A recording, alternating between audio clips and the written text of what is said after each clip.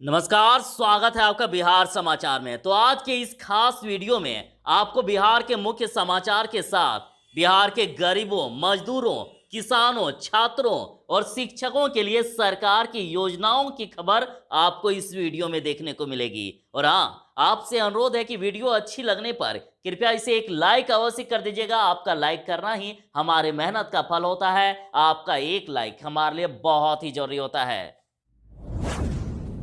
जैसे कि बिहार सरकार ने प्रवासी मजदूरों से ये वादा किया था कि बिहार में ही उनको काम दिया जाएगा, उनको मजबूरी में बिहार से वापस नहीं जाना होगा काम करने के लिए। तो ऐसे में देखिए, पटना वालों के लिए बड़ी खबर आ रही है। प्रवासी मजदूरों को इच्छा अनुसार मिलेगा रोजगार। प्रवासी मजदूरों को उनकी इच्छा अनुसार प्रशासन रोजगार देगी। और इसी सिलसिले में डीएम कुमार रवि ने गुरुवार को प्रवासियों से वीडियो कॉन्फ्रेंसिंग से बात की और डीएम ने इनसे कहा कि प्रवासियों को उनके घर के आसपास रोजगार उपलब्ध कराने का प्रयास किया जा रहा है। तो यदि आप भी बाहर से लौटे प्रवासी मजदूर हैं तो जरूर ही कमेंट में अपने जिले का नाम बता दीजिएगा, क्योंकि इस वीडियो को कई सरकारी ऑफिसर भी देखते हैं ताकि पता चल सके कि कहां पर कितने मजदूरों को अभी तक रोजगार नहीं मिला है। बिहार के श्रमिकों के लिए बड़ी खबर। श्रमिकों की नियमित स्वास्थ्य जांच होगी। तो गरीब श्रमिक कारखानों में काम कर रहे हैं, उनकी सेहत आखिर कौन देखता है। लेकिन बिहार वालों के लिए बड़ी खबर, कारखाने में काम करने वाले कामगारों का अनिवार्य रूप से स्वास्थ्य जांच कराया जाएगा। कोरोना काल में कामगारों के स्वास्थ्य की सुरक्षा को श्रम विभाग ने फैक्ट्री संचालक को निर्देश भेजा है और विभाग ने कहा है कि कामगारों का नियमित स्वास्थ्य जांच कराया जाए। और राज्य के 8,274 निबंधित कारखानों में 2 लाख से भी अधिक कामगार हैं और अगर उन्होंने इस नियम का पालन नहीं किया तो कामगारों के जान माल का नुकसान हो सकता है। और इसीलिए कामगारों के स्वास्थ्य की सुरक्षा के लिए नियमित रूप से स्वास्थ्य जांच कराने के लिए कह दिया गया है। और यहां तक कि विभाग इसकी ऑनलाइन निगरानी भी करेगा कि फैक्ट्री संचालक इस नियम का पालन कर रहे हैं या नहीं कर रहे हैं। स्वास्थ्य जांच की रिपोर्ट कारखाना मालिक को देनी होगी। बिहार वालों के लिए बड़ी खबर कि बिहार में 14 करोड़ 49 लाख मानव दिवस का सृजन हुआ है। सूचना एवं जनसंपर्क विभाग के सचिव अनुपम कुमार जी ने यह जानकारी दी है कि लॉकडाउन से लेकर अब तक 5,60,000 योजनाओं के अंतर्गत 14 करोड़ 49 लाख मानव दिवस सृजित किए गए हैं और मानव दिवस के सृजन की कार्यवाही आगे भी युद्ध स्तर पर जारी रहेगी।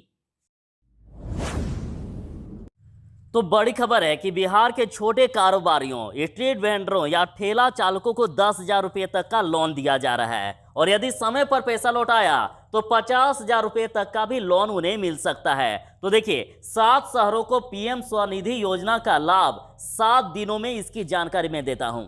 खबर में कहना है कि राज्य में पीएम स्वनिधि योजना के तहत स्ट्रीट वेंडरों को मिलने वाले 10,000 रुपये तक का लोन में तेजी लाई जाएगी और मात्र 7 दिनों के भीतर पटना, गया, बिहार शरीफ, मुजफ्फरपुर, भागलपुर, पूर्णिया और दरभंगा के लगभग 20,000 से भी अधिक वेंडरों के लोन देने की प्रक्रिया पूरी होगी। और गुरुवार को नगर विकास व आवास विभाग के सचिव आनंद किशोर ने निकायों में चल रहे पीएम स्वनिधि योजना के समीक्षा के बाद ये जानकारी दी है। तो यदि आपको भी ये लोन चाहिए तो कमेंट में अपने जिले का नाम जरूर ही बताएं ताकि वहां की खबर आप तक पहुंचाने का काम हमारी टीम कर सके। तो शिक्षकगण जरा ध्यान दीजिएगा, बिहार में नहीं होगा इस बार शिक्षक दिवस समारोह का आयोजन। पहले कोरोना संकट की वजह से केंद्रीय शिक्षा मंत्रालय ने सभी राज्यों को 5 सितंबर को होने वाले शिक्षक दिवस समारोह को वर्चुअल रूप में मनाने का निर्देश दिया था और उसके बाद पूर्व राष्ट्रपति प्रणब मुखर्जी के देहावसान से 6 सितंबर तक राजकीय शोक घोषित किया गया है और इस कारण इस बार राज्य में शिक्षक दिवस समारोह का आयोजन नहीं होगा। और केंद्र ने राष्ट्रीय शिक्षक पुरस्कार के लिए दिल्ली में होने वाले समारोह को भी रद्द कर दिया है और राष्ट्रपति के हाथों बिहार के 2 समेत देश के 47 शिक्षकों को अब यह पुरस्कार नहीं मिल पाएगा और मंत्रालय ने राष्ट्रीय शिक्षक पुरस्कार से चयनित बिहार के दोनों शिक्षकों को अवार्ड भेज दिए हैं। तो बड़ी खबर है कि संकट दूर करने के लिए उद्योगों को मिलेगा लोन। तो अभी 25,369 इकाइयां हैं पूरे बिहार में और 21,691 उद्योग इकाइयां चालू हालात में हैं। और राहत की खबर यह है कि 75 लाख तक मिल सकेगी राशि और जिसमें से 90% राशि की गारंटी सरकार देगी। और सभी जिला उद्योग केंद्रों को एमएसएमई मंत्रालय की गाइडलाइन भेजी गई है। कोरोना काल में तमाम उद्योग जगत के सामने संकट है। काफी औद्योगिक इकाई वित्तीय संकट झेल रही है और वित्तीय संकट के चलते बंदी के कगार पर है। और ऐसी इकाइयों की सेहत सुधारने के लिए केंद्र ने आत्मनिर्भर भारत योजना के तहत 20,000 करोड़ का प्रावधान किया है। और बैंकों के सहयोग से ऐसी इकाइयों को उप ऋण यानी फिर से लोन दिलाया जाएगा और उस उप ऋण की 90% राशि की गारंटी सरकार लेगी। और उद्योग विभाग ने सभी जिला उद्योग केंद्रों को एमएसएमई मंत्रालय की गाइडलाइन भेज दी है। तो सरकार के द्वारा उद्योगों को बड़ी राहत की खबर। तो आखिर कितना तक लोन मिलेगा? तो देखिए, ऐसी इकाइयों को उनके संचालक द्वारा लगाए गए कुल पूंजी का 15% तक या अधिकतम 75 लाख तक आप उप ऋण ले सकते हैं। जैसे जैसे बिहार में चुनाव सामने आते जा रहा है वैसे वैसे बिहार वालों को नई नई सौगातें मिलती जा रही है। देखिए, नई खबर की 7 जिलों की 9 सड़कों के लिए 168 करोड़ रुपए मंजूर कर दिए गए।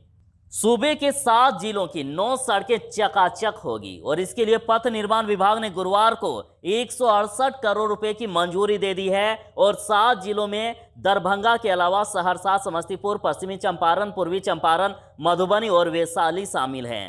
और कुल मिलाकर 93 किलोमीटर सड़कों की मरम्मत की जाएगी। तो जो लोग मास्क को फैशन की तरह गले में लटकाकर यूज करते हैं ना, उनके लिए बड़ी खबर है। आज से 14 सितंबर तक होगी मास्क की चेकिंग। सार्वजनिक स्थानों पर या सार्वजनिक वाहनों में मास्क नहीं पहनने वालों के खिलाफ 4 से 14 सितंबर तक विशेष चेकिंग अभियान चलाया जाएगा। और इस दौरान लोगों पर जुर्माना तो होगा ही, साथ ही ऐसे व्यावसायिक प्रतिष्ठान जहां मास्क के बगैर लोग पकड़े जाते हैं वैसे दुकानदारों पर भी कानूनी कार्रवाई होगी। और जिस दुकान पर मास्क पहनने वाले लोग नहीं पाए जाते हैं ऐसे प्रतिष्ठान को अलग से कुछ दिनों के लिए बंद कराया जाएगा। और सार्वजनिक वाहन में यदि ड्राइवर, खलासी या यात्रीगण बिना मास्क के पाए गए तो ऐसे वाहनों को जब्त भी किया जा सकता है। जुर्माना तो भरना ही पड़ेगा। तो यदि बिहार के बच्चे पहले बाहर में रहकर बाहर पढ़ते थे या उनके गार्जियन बाहर में रहते थे, अब अपने घर बिहार आ चुके हैं और बाहर अब जाना नहीं चाहते कोरोना महामारी के चलते, उनके लिए बड़ी खबर है। 10वीं और 12वीं में सीधे दाखिला ले सकते हैं उनके छात्र। तो सीबीएसई ने 10वीं और 12वीं में सीधा डायरेक्ट एडमिशन की अनुमति दे दी है। जो भी छात्र कोरोना के कारण दूसरे शहर को छोड़कर गृह शहर में हो वो अब अपने ही शहर में किसी भी स्कूल में नामांकन ले सकते हैं। और इसके लिए संबंधित छात्र को ज्यादा टाइम नहीं है। देखिए, 7 सितंबर तक स्कूल में आवेदन करना होगा। आवेदन के बाद स्कूल द्वारा बोर्ड को भेजा जाएगा। उसके बाद बोर्ड 30 सितंबर तक नामांकन को अप्रूव करेगा। और 12वीं में यदि विषय बदलना चाहते हैं तो इसके लिए भी 7 सितंबर तक मौका दिया गया है। आपको अपने स्कूल में आवेदन देना होगा। तो बिहार वालों के लिए बड़ी खबर। इस अफरा तफरी माहौल के बीच बिहार के 14 जिलों में स्वस्थ होने की दर 90% से अधिक। बिहार में कोरोना संक्रमित तेजी से स्वस्थ हो रहे हैं और राज्य में संक्रमितों के स्वस्थ होने की दर में बढ़ोतरी हुई है। और साथ ही जिलों में भी औसत से अधिक संक्रमित स्वस्थ हो रहे हैं। और बिहार के 13 जिलों में कोरोना संक्रमितों के स्वस्थ होने की दर 90% से भी अधिक हो गई है। और राज्य में औसत संक्रमितों के स्वस्थ होने की दर बुधवार तक 88% थी। तो बिहार के जिन जिलों में 90% से भी ज्यादा रिकवरी रेट है तो वे जिले हैं बेगूसराय, बक्सर, जहानाबाद, कैमूर, कटिहार, खगड़िया, लखीसराय, मुंगेर, नालंदा, नवादा, रोहतास, शेखपुरा, सीतामढ़ी। और ये सब जिलों में 90% से भी ज्यादा मरीज स्वस्थ हो रहे हैं। तो बिहार में अररिया को छोड़कर बाकी कोई भी एक भी जिला ऐसा नहीं है जहां 80% से कम रिकवरी रेट हो। बिहार वालों के लिए बड़ी खबर कि बिहार रहा झारखंड, ओडिशा और पश्चिम बंगाल से बेहतर। और आंकड़े गवाह हैं इनके। 4 चरण में अनलॉक के बाद अब उबर रहा है बिहार। अगस्त 2020 में जहां 981 करोड़ तो 2020 में 967 करोड़ का संग्रह।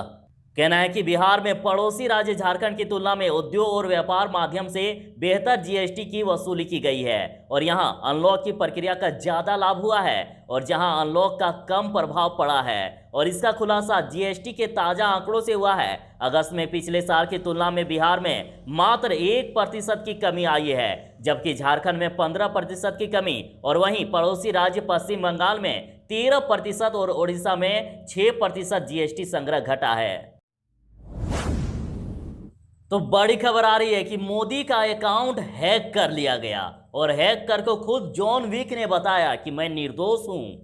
दरअसल 30 अगस्त को साइबर सुरक्षा की कंपनी साइबर ने दावा किया था कि पेटीएम मॉल में डाटा हैकिंग के लिए हैकर समूह जॉन विक जिम्मेदार हैं। हालांकि पेटीएम ने इससे इनकार किया था और उसके बाद माननीय प्रधानमंत्री नरेंद्र मोदी की निजी वेबसाइट narendramodi.in का ट्विटर अकाउंट गुरुवार को हैक कर लिया गया और खुद को जॉन विक बताने वाले हैकर समूह ने उसी अकाउंट से ट्वीट करके दावा किया कि उसने खुद को निर्दोष साबित करने के लिए अकाउंट हैक किया और हैकरों ने कई ट्वीट के जरिए कोविड-19 रिलीफ फंड के लिए बिटकॉइन के दान की अपील की, लेकिन थोड़ी देर के बाद इसे डिलीट भी कर दिया गया। और देखिए, हैकर्स ने यह कहा है कि पेटीएम मॉल में हमने कोई भी सेंध नहीं लगाई थी और इस अकाउंट को हैक करने के पीछे और कोई मंशा नहीं थी। और हैकर्स ने कहा है कि उन्हें सुरक्षा बढ़ानी चाहिए और हम जैसे लोगों पर निवेश करना होगा। तो उनका भी कहना सही है, अभी सुरक्षा बढ़ानी चाहिए। जब माननीय प्रधानमंत्री जी का अकाउंट हैक हो सकता है तो हम और आप कहां हैं? तो अतः सुरक्षा बढ़ानी चाहिए।